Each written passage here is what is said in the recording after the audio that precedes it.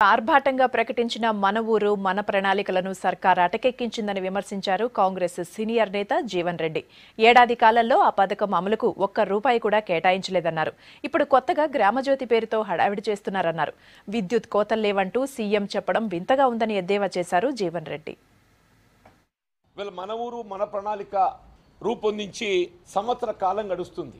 ఈ సంవత్సర కాలంలో కేవలం కేంద్ర ప్రభుత్వం నుండి గ్రామ పంచాయతీలకు సమకూర్చబడ్డటువంటి యొక్క 13th ఫైనాన్స్ నిధులు మినహా రాష్ట్రం నుండి ₹1 కూడా నిధులు కల్పించకుండా వీళ్ళ కేంద్రం విడుదల చేసిన 13th ఫైనాన్స్ కూడా గ్రామ పంచాయతీలు చెల్లించవలసినటువంటి ఒక విద్యుత్ బకాయిలకే సరిపెట్టడం జరిగిందని చెప్పండి. మొత్తం ప్రాజెక్టులన్నీ వట్టిపోయినాయి. శ్రీరామ్ సాగర్ ప్రాజెక్టే ఎన్నడూ లేని విధంగా ఇవల్ల 7-8 TMCలకు పరిమితమైందని చెప్పారు. గత సంవత్సరం SRSP నీటి విడుదల జరగలేదు. ఈ సంవత్సరం నీరు లేదు. ముఖ్యమంత్రి గారేమో ఆర్భాటంగా అసలు విద్యుత్ అంతరాయం లేకుండా విద్యుత్ కొరతను అధిగమించమని చెప్పంటాడు. నిజంగా నాకు ఆశ్చర్యం కలుగుతుంది ముఖ్యమంత్రి గారి యొక్క తెలివితేటలను చూస్తే. అసలు విద్యుత్ వినియోగం ఉంటేనా కొరత ఏర్పడటానికి